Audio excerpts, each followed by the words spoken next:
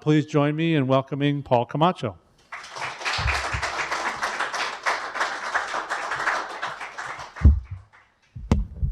Okay, I think I might move around with this mic if you don't mind, because sometimes I'm going to have to read the screen. I'm going to be telling you the story of the intelligence unit and the father of financial crimes, Elmer Lincoln Irie. Now, the intelligence unit now is called the IRS Criminal Investigation. And, every story, any great story needs a hook, right? You need a hook if you want a great story. Here's my hook. My hook is Al Capone. Al Capone. For almost 100 years, this man is still famous. He's known worldwide. Even big kingpins now still glorify him. El Chapo, Carlos Escobar, all these Russian mobsters, they glorify him. Now, Capone has been a great marketing boom for us. I mean, we use this, we really exploit Capone because it really draws people in. People are fascinated by Capone. Now, Capone was really big. He made the cover of Time magazine. And movie stars and foreigners would come to Chicago just to get a glimpse of him. If you want to compare Capone to John Gotti, Capone would be a T-Rex and John Gotti would be a lizard. He occupied 3 floors of the Lexington Hotel downtown Chicago. That was his crime lair, openly. His span of operation: bootlegging, gambling, prostitution, rackets, extortion. And his acts were so odious that the Communist Party used him as propaganda. It's a failed experiment. Look at this guy, Al Capone. Now, there were other kingpins back then that were as big, had pretty big empires.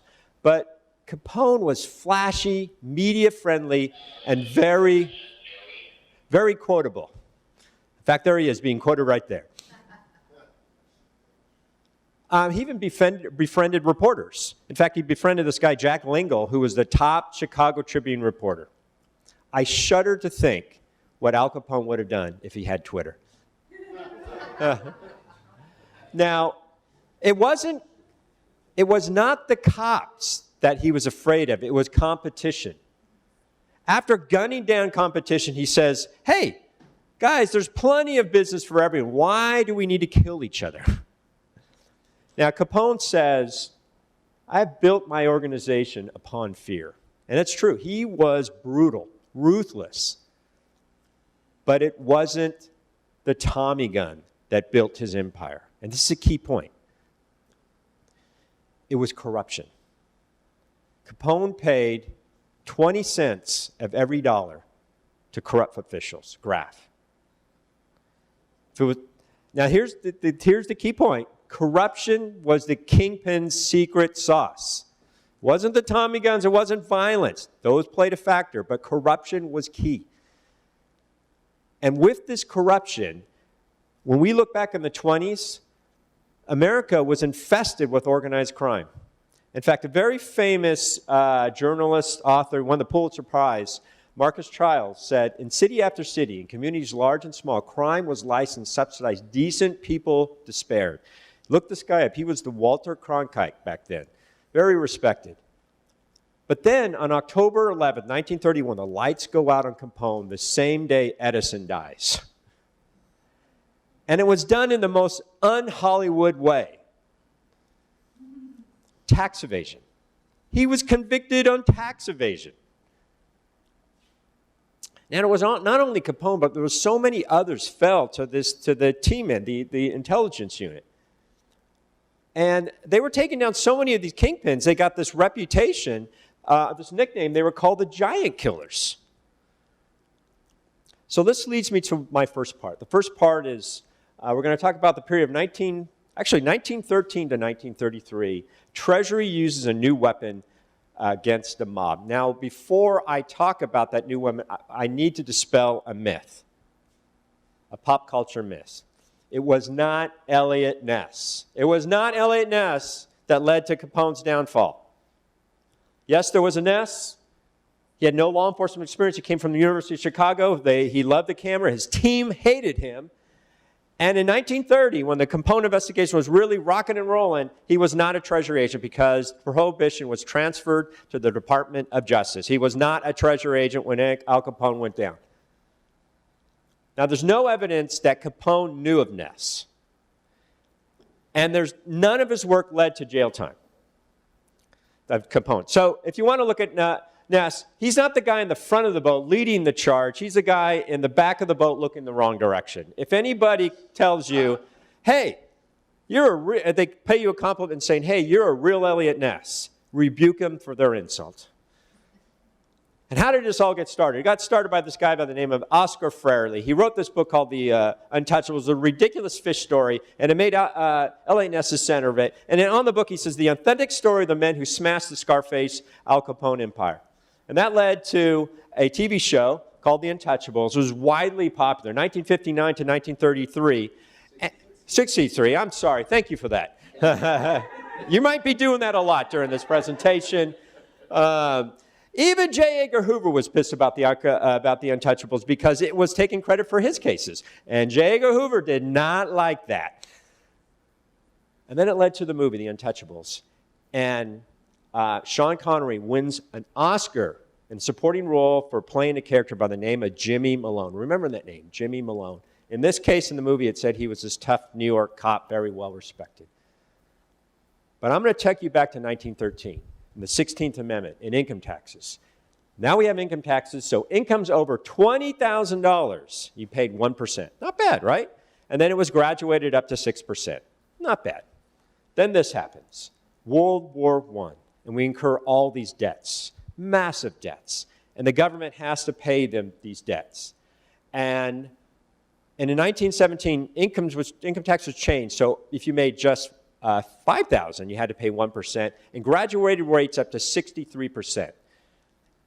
And tax evasion started getting out of control. In fact, the largest, this is interesting, the largest tax evaders back then were the war profiteers. The people that profited off the war were some of the largest tax evaders. And the commissioner of the Internal Revenue Service, Daniel Roper, who came from Postal, had an embarrassing situation because the war profiteers had the temerity of bribing IRS collectors to not pay taxes. And it was a big problem. And so Daniel Roper decides, I'm going to use the Postal model. And the Postal model is this. They created an inspection division in Postal to rid out corruption and fraud. And they were really good at rooting out fraud to the penny. So he decides to apply the same model to IRS. And he creates this intelligence unit, 1919. And he says, I'm going to take somebody, one of the top investigators, managers at Postal. His name was Elmer Irie, and he put him in charge of this new unit and said, create this unit from scratch. And here's their first case. Let's see. Oops. The first case number 1 for the intelligence, it was a Sterling Accounting and Auditing Company. They found a corrupt internal employee working with the accounting firm. They found that they filed 115 false tax returns, and when they did all the audits and investigations, they yielded $1 million, and that was a big return for the government. So they decided, hey, we need to hire more people. So Elmer goes, no problem, I'm just going to go to Postal Service and hire all the best investigators. They say, whoa, we don't want you decimating Postal. So he said 6, and only 6 you can take for them. And those became some of Elmer's top leaders in the organization. They stayed with him till he retired, most of them. So in 1920, we get the 18th Amendment. And now the country is dry. It's an incredibly unpopular law. And now we need a massive enforcement division to police this unpopular law. It was a Prohibition Service. And if you were a prohibition officer, they had instances where these guys were showing up with diamond rings, chauffeured limousines. They could, if they, just by turning your head and allowing a large truckload to go through, you can make $10,000. The corruption was epic. So they decide, hey, you know what we need? We need to police the Prohibition Service. So they decide, well, why don't we just let the IRS police them? And they said, Elmer, you're going to do that. And Elmer says, oh, you got to be kidding. That's an impossible task. So he goes to his boss, Daniel Roper, and he says, we got a problem. He says, what do you mean we? I quit. And he quit the Internal Revenue Service. Well, Elmer continued, because that's what he does, and he plugged along, and he actually got in a relatively short order, 106 of these Prohibition officers fired for license. 706. Thank you, sir. I'm going to need you all my life, okay? Yeah. 706 fired and 257 indicted. It was the largest sweep of corruption in the federal government. In fact, in a 1921 article, it talks about Elmer's, the success of what they were doing in Prohibition Service, and it says of Elmer's unit, one of the most efficient investigative bodies in the country. And at that time, it said in the paper they had 20 agents. In fact, their work led to the downfall of Congressman John Langley, who was working in cahoots with the head of Prohibition, Lincoln Andrews, the Assistant Secretary of Treasury, to sell whiskey on the side. And Elmer takes them down. And he got such a reputation as a law enforcement leader that it was between Elmer and J. Edgar Hoover to take over the scandal-ridden FBI. J. Edgar Hoover got it, but J. Edgar Hoover had a jealousy towards Elmer Lincoln Irie, and Elmer didn't care for J. Edgar Hoover's way. Now, in 1925, Elmer takes down the head of the Narcotics Division for corruption, and they found a suitcase of pornographic pictures. And this guy, a lieutenant or Colonel Beach, says, "Oh, no, that was evidence I was gathering for an investigation." Now, Mabel Willibrand, I think that we need to talk more. The museum needs to really talk about this lady. She was amazing. She was really the only one that really took this whole gangsters and kingpins and lawlessness seriously. And she was the highest-ranking female in the federal government. She was Assistant Attorney General. They called her the First Lady of Law. And she was not happy with the Prohibition Service. They were cleaned up much more than they were before, but they were doing a lot of street-level busts. They did thousands of these, and they were very efficient at that, but they weren't going after the kingpin cases. And she knew if you didn't take down the leaders, this lawlessness would continue. And so she asked J. Edgar Hoover, who she originally said, hey, maybe he should take the job. She actually was one of the deciding factors why Hoover got the job. And says, hey, you need to go after these kingpins. And J. Edgar said, that's not my job, that's Prohibition Service. J. Edgar Hoover wanted nothing to do with gangsters. They were messy cases. They stepped on a lot of political toes. He wanted stats, so he avoided it. So she goes to Elmer Irie because she sees that they're taking down these big, they started working on some of these bootleggers. And she said, Elmer, you need to spend all your time or just dedicate a task force to go after all these kingpins. And he says, hey, my job is not that. I'm supposed to promote tax compliance. And I needed to go after all the tax evaders. But they were still a small crew back then. Let me go back here. But Elmer says, okay, you know what? We'll start working some of the bigger ones. So they start working this bootlegger by the name of Sullivan. And they take it to court, and Sullivan says, sorry, I don't need to file tax returns. They go, what do you mean you don't need to file tax returns? Because if I file tax returns on illegal income, it's self-incrimination. And the government should not be profiting from illegal income. And believe it or not, this case started moving up, and it went to the Supreme Court. And Mabel took this case to the Supreme Court, and she won. And in 1927, gangsters had no self-incrimination defense. The government was going to tax illegal income. And with the Sullivan case in hand, the Chicago office starts moving heavily in the Capone organization. And it was led by the special agent in charge, A.P. Adam, one of those original people that Elmer hired. This guy was one of the unsung heroes in a lot of cases. And they started building intel on Capone. Now, remember, they weren't just working gangsters back then. That wasn't their primary mission. They were working all this tax evasion. Remember, taxes were pretty high. Guess who were really big tax evaders? Movie stars. In fact, they do this whole project on movie stars, and they take down this guy, Charlie Chaplin. Now, in 1929, there's St. Valentine's Day Massacre, and 7 men were gunned down execution style. Everybody thought it was Capone. And a lot of people believe that marks the tipping point of public outrage. They had enough. But let me tell you something. It wasn't gangsters killing gangsters that really outraged the public. It was the Rackets. It was the Rackets. Now, the gangsters anticipated the end of Prohibition, and they were already seeking out other forms of income streams. By the 1930s, Al Capone's income was only about 50% bootlegging, and other income streams were growing. There was the milk racket. There was the poultry racket. There was the meat and eggs racket. There was the fish and flour racket. There was the garment industry racket. The laundry racket. If you wanted to do business, well, you better pay them through their associations, and they're in control of the markets. Now, according to this IRS history book, which is not, you can't really find it, but it says, when they talked about this history, in the early years of Prohibition, when they were confined to bootlegging, the public sentiment towards enforcement was apathetic. They didn't care. They were just providing. The public was like, they're providing alcohol, and look, we got all these corrupt politicians, we've got these Wall Streeters. They didn't view them as bad people. But when the bootleggers moved into rackets, the racketeers exacted tremendous amounts of money from many branches of legitimate industry.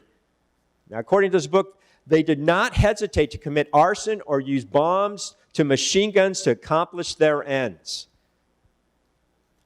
When the activities of the racketeers finally reached those dealing in the necessities, it became apparent that the racketeers' tribute was to be added to the consumer cost.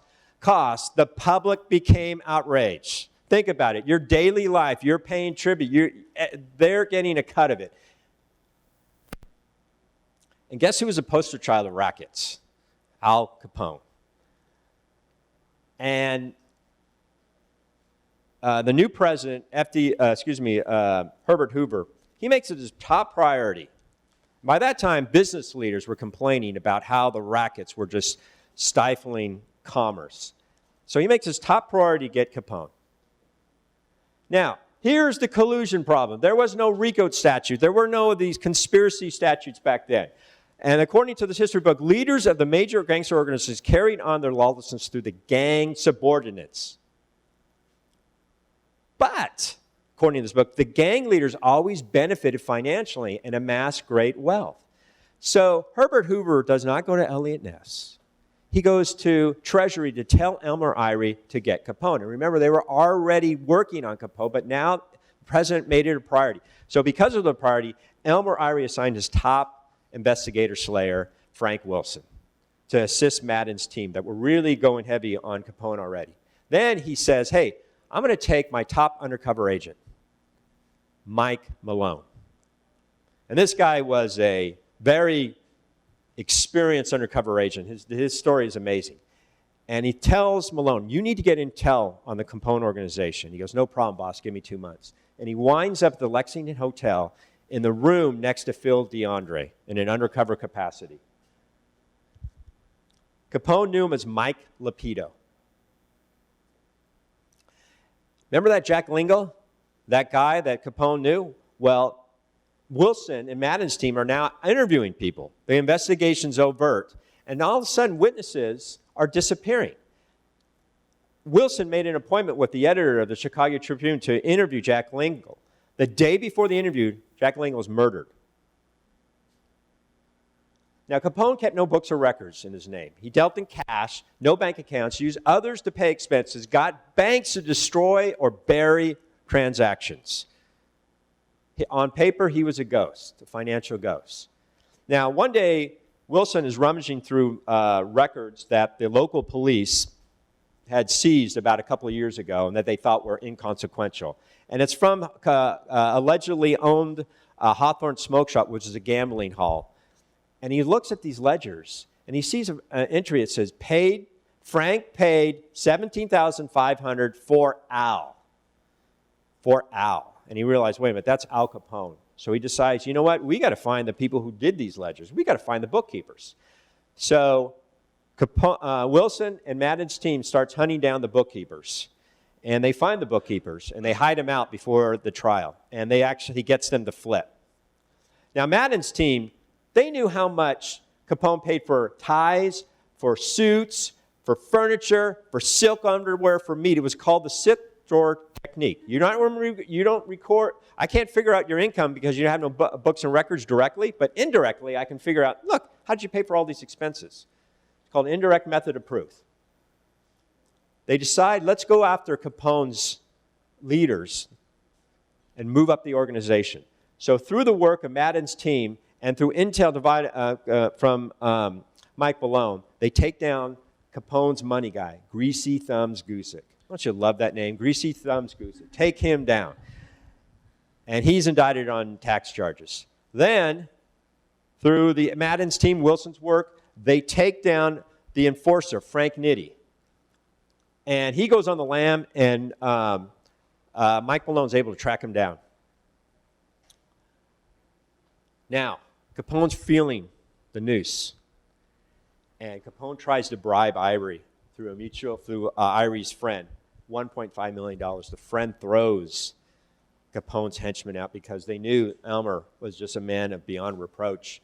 Then Capone puts a hit out on the U.S. attorney and Wilson and Irie, and was serious about it. But the other mobsters were like, "Are you nuts?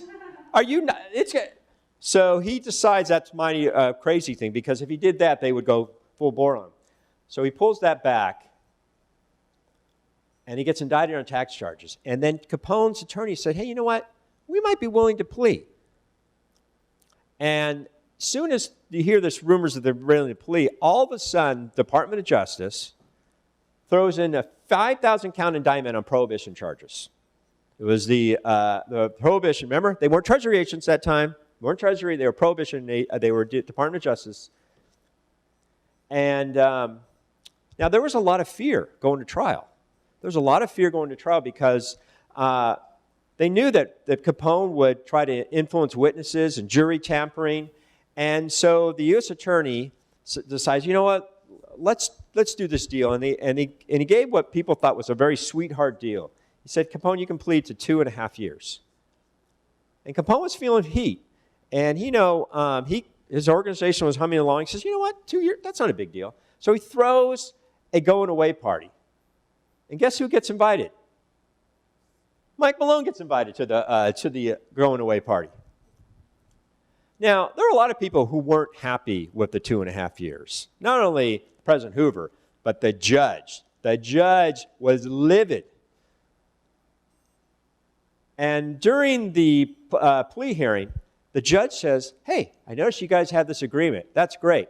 But then he says, hey, I'm the one that determines the sentencing. And the attorneys knew right then that he was going to slam Capone with a harder sentence. So they pull back their plea. And now they're preparing to go to trial. And the judge says, hey, look, see these 5,000 counts of prohibition? They sound pretty, but I don't know what the heck they mean. It's according to Irie. And he throws them all out. So it's just a tax case. Now, all the world is watching the tax trial. There are reporters from all around the world. Streets are filled. Ness is nowhere to be found. And Mike Malone is still in undercover capacity. He finds out that Capone got the jury pool list of all the people, the potential doors. And he's already trying to influence them. He goes and tells Irie. Irie goes to the judge. The judge says nothing. The next day, when they were calling the jurors, the Capone's attorneys were so angry because they realized that none of the names they knew weren't on there. He had switched the jury pool. Now, Elmer Irie testifies, and so does Frank Wilson. And they notice that the witnesses to the interview they're recalcitrant. They're not saying what they said to the investigators. And they look like they're intimidated. Now, Capone had sitting next to him Phil DeAndre, his bodyguard, and he would stare down the witness, and they realized, wait a minute, this guy is intimidating. And everybody knew he was a killer. So Mike Malone notices a bulge on Phil DeAndre's jacket. And during a break, trial, Malone breaks his cover along with other special agents who are on the case and throws this guy against the wall and pulls out a loaded revolver and extra magazines. And they take him to the judge, and the judge throws DeAndre in jail for 6 months. And now that guy is no longer intimidating people at the trial. Capone gets convicted for 11 years. And the media Everybody in the courtroom is running down the stairs, in the elevator. They're trying to get the scoop. They want the world to know what just happened. And somehow, Mike Malone and Al Capone wind up in the same elevator. And there's this very tense face-off. And Capone looks at Malone, because now he knows he's the undercover agent. And he says, kind of in a smirk, says, hey, you took your chances. I took mine. I lost. It's almost like he dropped a knee for the guy. Now, according to Hank Messick, who was considered one of the leading authorities back in the of organized crime back in the 40s, 50s, and 60s, the intelligence units found themselves famous after the conviction. Its silent investigators became the new folk heroes of America, and its chief, Elmer Irie, was suddenly a celebrity. And Herbert Hoover was so thrilled that they took him down to tax evasion, he said, hey, why don't you go after the gangsters in New York the same way? Now, he was getting pressure and a lot of concerns with what was going on in New York, and part of it had to do with the Seabury investigation. Basically, it was a legislative committee requested by the Governor Roosevelt, FDR, to expose the ties between organized crime, law enforcement, and judicial system. It was so salacious that the New York City mayor, Jimmy Walker, resigns. So Elmer goes to New York, and he meets with a young attorney by the name of Thomas Dewey. If you know Thomas Dewey, he eventually ran for president, right? And Elmer assigns his special agent in charge of New York, one of the guys who originally came with him, to oversee the investigation in New York, and they opened 250 investigations on politicians and gangsters. And one of the agents that was a top agent in New York, his name is Cliff Mack. And if you continue with the series, I'll tell you why this guy played an indispensable role during World War II. One of the unsung heroes. Their top targets were the public enemies number one of New York, Waxie Gord. You ever seen that show, Boardwalk Empire? He's one of the characters. Dutch Schultz. He's another one. And these guys controlled amongst other things, they controlled the breweries. And they knew that beer was going to be legalized. Everybody was like, hey, and they were out there killing each other to take over each other's kingdom so they can control the beer market. So while Elmer and his team are investigating, there's all these shootouts. Now, Waxie Gordon, this guy's very interesting. This guy, he had three breweries. Each was as large as a city block, and he would pump beer underground to bottling companies in other blocks. So there wasn't all these trucks going out. He called it near beer. They said they were making near beer. He had second set of books, very sophisticated. He had hundreds of bank accounts, all using nominee names. It was the most, at the time, the most financially complex investigation. It took 2 years to really figure this out. And but while this is going on, while they're doing this, they're working these kingpins in New York, these corrupt politicians, this happens. The crime of the century. Charles Lindbergh was considered the most famous person in the world. At the same time, Capone was considered the fifth most famous person in the world. So the crime of the century, the baby is kidnapped from the second floor of their house in Hopewell, New Jersey. And remember when the baby fell down the well, that baby Jessica and everybody? That's the way it was back then, but the whole world. Everybody was fixated on it. And they left a ransom note and said, hey, you're going to pay $50,000, more information to follow. And everybody thought back then it had to be gangsters. Come on. It had to be gangsters. In fact, Capone is in prison, and this famous journalist who worked for Hearst, his name is Arthur Brisbane, he's interviewing Capone in prison, and Capone tells him, hey, I know the gangster that did it. Let me out temporarily, and I'll have the baby back to their parents in no time. And there are people believing Capone. In fact, there were law enforcement saying, hey, maybe you should get Capone out. So law enforcement and gangsters descend to Hopewell, New Jersey, because everybody wants to help on this investigation. Even J. Edgar Hoover goes down there because he thinks, hey, this is my big break. I want to be part of this large worldwide investigation. So he offers to coordinate and take the lead on the federal level. Now, back then, there were no federal kidnapping charges. But Charles Lindbergh blows off J. Edgar Hoover, and he says, I want to meet with Elmer Irie. So he tells the Treasury Secretary, send me Elmer Irie. So they tell Elmer, you need to go to Hopewell, New Jersey, and meet with the most famous man in the world because they need your assistance. So Elmer, in 1932, brings a team of his top agents down there. A.P. Madden, remember the guy running the Capone investigation? Frank Wilson, remember the lead on the Capone? Mike Malone, the undercover agent extraordinaire. They all go down there.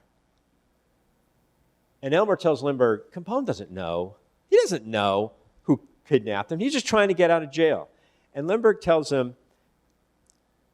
Irie, hey, I wouldn't let him out even to save a life. He's a thug. But I have nobody to trust here. Among all this law for everybody coming, I really have no one to trust. And remember, Elmer's reputation, he's a great gangster slayer. J. Edgar Hoover's insanely jealous of all the attention Elmer's getting. And he says, I would appreciate if I can come to you for your counsel. And Elmer says, look, I can help as much as you can, but we need to,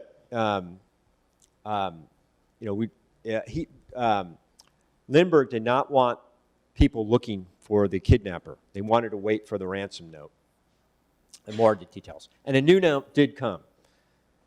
And it explained, look, I want the money paid in a certain way. I want the money paid in a wooden box of a certain dimension and of certain denominations.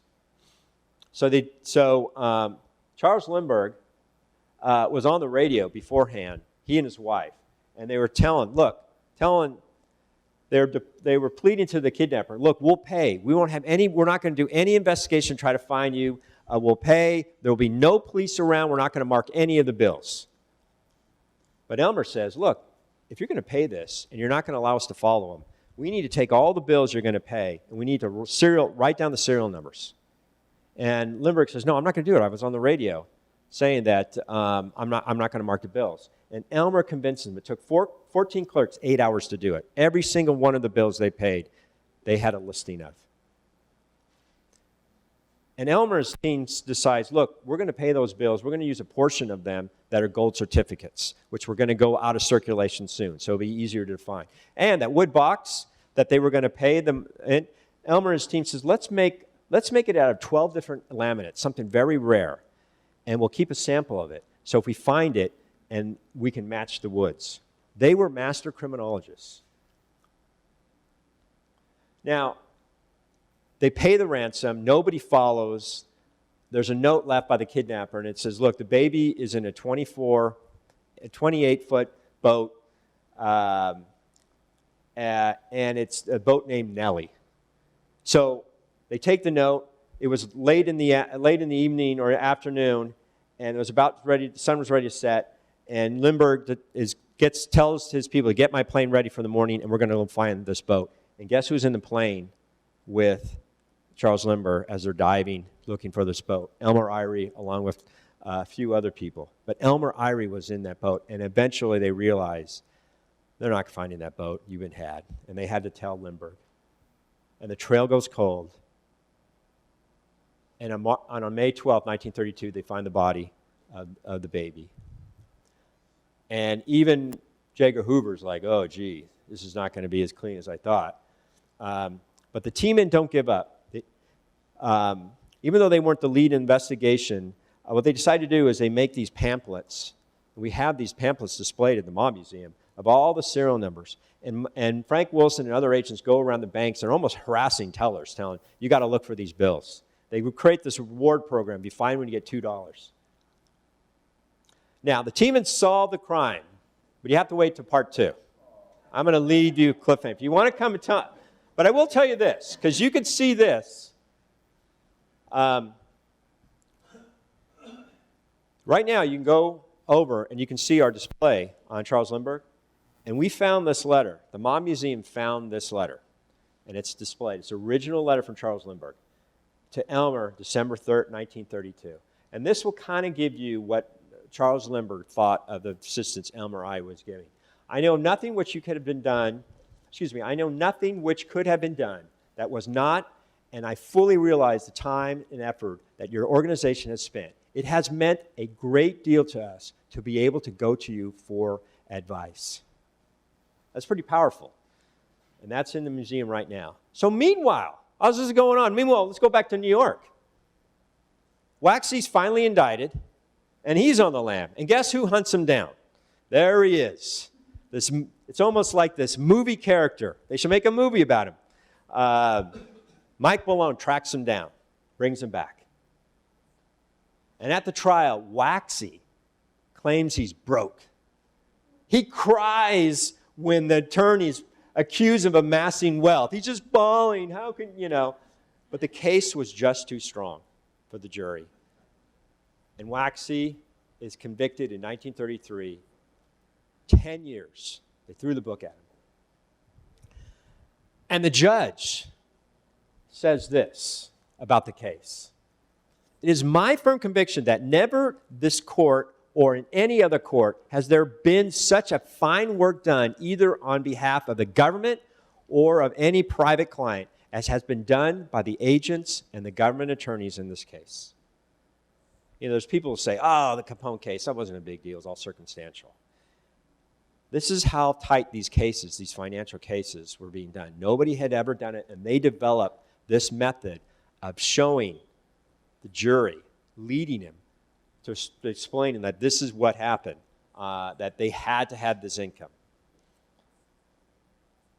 Now, Waxie, working with this team, it led to 47 indictments of gangsters and corrupt politicians. It was a big sweep. This is how, Dewey becomes governor. I mean, he gets his fame on the back of Elmer and his team, and later runs for president. Now let's talk about the Capone effect, the collateral effect. So when Capone was convicted, tax collection in the Chicago area more than doubled. There are lines of mobsters going to IRS to pay their taxes. And this is why IRS criminal is still, and one of the primary reasons why they're still in existence is that when people hear of somebody going to jail, guess what happens? They pay their taxes. This is why the IRS why the IRS has one of the highest compliance rates in the world. And gangsters were really scared because it was a paradigm shift. Now their money trails. If the government was after you, your money trails could be used against you. And they started burying cash in 5-gallon drums. And the cash would get all moldy.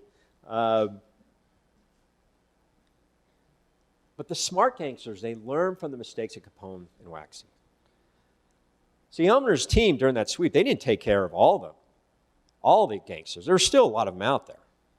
It was, but they created these huge speed bumps that our country was going in this trajectory of going like where Mexico is today, where you have these organized crime groups controlling all aspects of commerce. And Elmer threw up these big speed bumps because on their money trails. And they had to operate in the financial shadows. And it changed the course of where our country was going. But I want you to know, money laundering did not start with these guys. Watch Breaking Bad and these shows. Money laundering didn't start. It started way back then. It started because they were trying to get off the team in. The intelligence off their trails. That's how money laundering evolved. Meyer Lansky, though, I call him the godfather of money laundering. Soon after Capone is convicted and Waxie convicted, what does Waxie do? He goes to Switzerland and sets up Swiss bank accounts. He's the one that started this gold standard of money laundering. It's still used today. And the IRS actually recently, in the past 5 years, had actually cracked that Swiss secrecy. But as gangsters got better at laundering, the teaming got better at following the money. Now, what did you think of this story? Was that a great story? I'm going to tell you something. The story gets better. The story gets better, and if you come back, I'll tell you a more amazing story. And after that, if you come back again, I'll tell you even more amazing story. But I want to leave you with a picture. I want to leave you with, let's see. Oh, is it going? I'm going to leave you with this. Remember, Sean Connery played the Untouchables. What was his character's name? Jimmy Malone. Jimmy Malone. And in the movie, now I know I talked to an IRS agent who knew Mike Malone. He was a young agent. And the Untouchable people doing the movie, they hired this guy, Bob Fusel, to be the technical advisor because he also knew these Untouchables. Because eventually those Prohibition agents went back to Treasury. And so he knew them. And he tells Sean Connery, actually tells Kevin Costner, he says, you're playing a fraud. His men hated him. Ness was afraid of his gun. Then he started telling these guys about Mike Malone. And Sean Connery used these stories of Mike Malone to build his character of this tough New York cop that everybody respected, because that was the essence of Malone. So if you watch that movie, it's a fish story, but think of that guy's character and who he based it on, Mike Malone. Now, we have Mike Malone's gun. When Mike Malone died, he was still working for the IRS, and he died with a gun under his pillow. We don't really know the origins. There's legends that might have been one of the guns lifted from Capone. It's just legends. We can't, but you can see that gun. Now, we also have Al Capone's gun. I don't care about Al Capone's gun. It has no meaning to me. He was a thug. But that gun of Mike Malone, Mike Malone was a World War I fighter pilot. He's buried in Arlington Cemetery. And his story of Elmer relying on him going into all these deep undercovers, it really made a difference to the team. And he was a legend. When he died in I think it was 1960, nobody knew, because nobody knew the name. He didn't want anybody to know. But we're embracing this guy's legacy. So that's my story. I'm sticking to it. I know I probably went over. Is there any questions? Yes. I was surprised to learn how old Capone wasn't. He was a 30-year-old guy. He was. This, and his picture doesn't reflect that, especially. Exactly. I've never known that. Yeah, he was actually fairly young. He didn't have that great of an IQ, but he had that social IQ. And the key thing about Al Capone, everybody says, well, he was a genius. Because where he was smart was he hired very smart people. He should have listened to him, including a guy by the name of Curly Humphreys, who was telling him, hey, you need to launder your money better. In fact, the term money laundering comes from Curly Humphreys saying you need to get into the laundry racket. And that's how Curly would run his money through the laundry. And he would say, I would launder my money. But yeah. Do we have any other questions? Here's one. Yeah. Yeah, during the Al Capone trial, you were talking about the jury pool. So did the judge on the day of the trial switch the jury? Yeah, nobody knew. Like he, all of a sudden, instead before the trial. So what he did was there was a list of potential jurors. Yeah. So they hadn't been impaneled yet. And what he did was he went to the other judge. He told the court supervisor, look, take judge's jury pool list, give that to me, and use the Capone one on that. And so the attorneys in Capone had the list of potential jurors. And then so now they're calling the juries to see who was going to be potential jurors. And as they're calling names, they're looking at us like, none of these guys are on our list. Oh, okay. But he did not signal, he made no public. Right. He just kept that very low on the radar. And I guess that was kind of reflected in the Untouchables movie. That was one aspect I think they did. Yeah. I should note that there's a movie called The T-Men. It came out in 1947, right? That might be worth looking up. It's a kind of a film noir about the T-Men, and it kind of reflects their fame from that time. They became forgotten basically until several years ago when Paul brought them back to public consciousness. But great story so far. So thank you. I appreciate you taking your Saturday morning